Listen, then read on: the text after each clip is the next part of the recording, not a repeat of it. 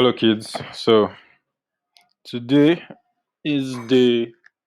I think today is day 8, right? Because today is Wednesday, the 3rd of May, and this challenge is going to be ending on this free trial is going to be ending on the 7th of May because it's a 14-day challenge, and seeing as last week, we have 5 trading days and 2 days for the weekend, so that's 7 days. This week we have 5 trading days and 2 days for the weekend, so that's 7 days. That's 14 days. So the challenge is going to end on Friday, right? So, like I said in the beginning of this challenge, the goal is not really to hit um that target of $500, right? But the goal is to make sure that we follow our rules and we are consistent with our executing the plan, right? I said we're going to judge our success by how we follow our plan and how we stick to our plan, right? And so far, we've been sticking to the plan. Although we've been like serious drawdown, right? We've been in a losing streak, right? So the last 6 trades I've taken were a loss. But today we had a different outcome, right? Which is a win. But we did not do anything different. Okay, so last week I was trading on the 1 minute time frame, but this week I started trading on the 5 minute time frame, right? Remember on Monday we did not get a trade, right? Did I go back to trading the 1 minute time frame on Tuesday? No. I stuck to it. Why did I stick to it? Did I just change? Did I just switch time frames because we had a negative result on last week? No. Right. I did back testing, like I said, and I'm being transparent on here, right? I said I did not back test enough. I didn't collect enough data, all right? Because I backtested 20 trades. And after backtesting 20 trades, I went on to forward test 20 trades, right? And I said, okay, you know what? Let me do some more back testing. And that's why I say losing. Losing is not totally bad. It's part of feedback, right? So we got feedback from the market, got feedback from our performance, and we're like, okay, I know we're just in a losing streak, but you know what? For the sake of due diligence, I had to back test more. We had to collect more data, and I went back, right? I currently have back tested um I currently have like a sample size of 100 trades, right? And in all those 100, right, breaking it down into a set of 20, 20, 20, 20, 20, that's 5 sets, right? 5 sets of 20s, all 5 sets were profitable, right? The least profitable set of 20 I had was when we came out with the result of 1 hour, right? 1 hour. So that was the lowest. And that just goes to show, like, okay, this strategy is not invincible. It is normal. Just like every other strategy. Every other strategy has that same type of there's no strategy that is 100% win rate. There's no strategy that's going to make you money every month. There's no strategy that's going to do anything outstanding all the time, right? You can have a period where you just make crazy money and the market is like very good, and you can have periods where the market is just very, very bad and very, very shitty. Let's put it that way. Let's use that word. But we're not meant to use words like that, kids. So yeah, you can see the trade for today. We had this fair value gap, price traded into it, and then we had this reach upside. I had to wait. I had to sit patiently and wait for this setup, right? You can see where price said to print fair value gaps. Price didn't trade into any of these fair value gaps, and then we finally got a fair value gap here.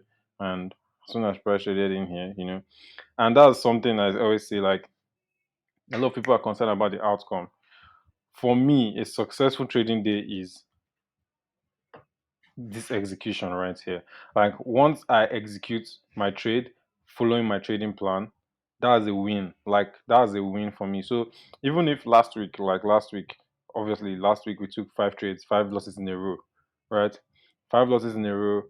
Um, but last week was a win, right? Why? Every single trade was according to my plan.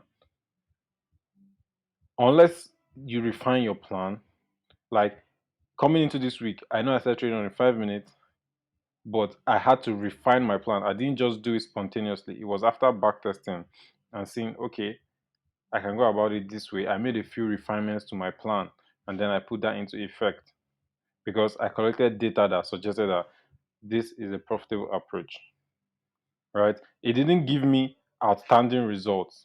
I did not have crazy results when I started trading on the 5 minutes. No, it was actually similar. The results were actually similar, but on the trading on the 5 minutes was actually simpler, right? I was able to find simpler setups, right? That's why I opted to trade on the 5 minutes as to trading on the 1 minute. I'm not going to go into too much details on that because I don't want to waste so much time because I'm not here to teach you strategy. I'm just here to show you how to go about trading profitably. And trading profitably comes with trading consistently. Now, forget about the strategy you're trading. Let's say the strategy you're trading is not the best, right? Let's say there are strategies out there that can give you potentially higher win rates or higher percentage gains. Fine and good. I'm not saying it doesn't exist, but I'm saying even when you learn those strategies, are you still going to be consistent? You're not going to be consistent if you're not consistently, if you don't build the habit of consistency, right? You need to build the habit of consistently following the same rules. That's why I'm doing this exercise. That's why I'm going through this, and that's why I'm sharing it on here, because I want people to understand that consistency comes from the habits itself, not just from the strategies. You can have a strategy that can give you 80% win rate. It does not matter. Are you going to consistently follow your rules? Yes or no? If you don't consistently follow your rules, you're not going to be consistently profitable. Consistent profitability comes from following the rules consistently. It's funny how a lot of traders don't have rules, don't have a trading plan. Why do I say that? Because I used to be one of those traders who didn't have a trading plan, right? I used to be one of those traders who didn't have a trading plan. So that's enough of that. Let's look at the account metrics, and I just want to show you the equity curve, right? Okay, so you can see where it's sloping down, and right now you can see where price is. We've had this incline in price, right? On this equity curve. For the first time, we have price moving in an upward direction. And again, you don't see a shoot to the upside aggressively. Some of you, make sure if you're doing a funding challenge or if you're trading an account, make sure you're monitoring your equity curve. You want to make sure that your equity curve is smooth. Whether this is drawdown, right? Drawdown is not when price drops so aggressively.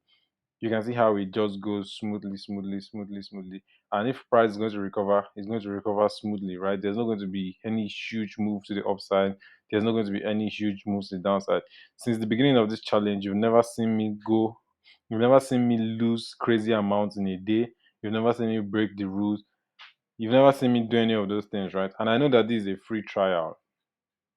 So it might seem like, okay, maybe because this isn't real money, maybe I'm not trying to, pass, or my emotions are not involved or something like that. Maybe, maybe there's that possibility. But at the same time, I know what I'm aiming to do at the same time, right? I know why I'm following the rules. I'm not under any pressure to try to impress you guys and say, okay, I want to pass this challenge so that you will now see me as a guru or someone that knows what they're doing. It doesn't matter. So for the first time, you can see we have a win here, right? So we closed with $95. So $5 short of the expected, which was meant to be like $100. So basically, again, you all know why this is $50. All know why we're risking 0.5%.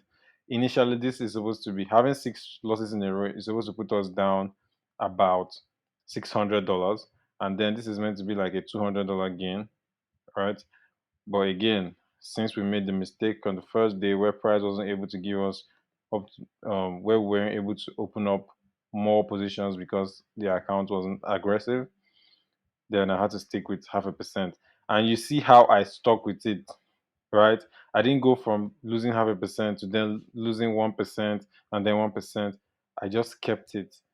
And this is what consistency is. Forget about the results, forget about the outcome, forget about the outcome. Like the markets, you could be trading in unfavorable market conditions at that point in time, right? Like I say, my trades are always grouped into 20.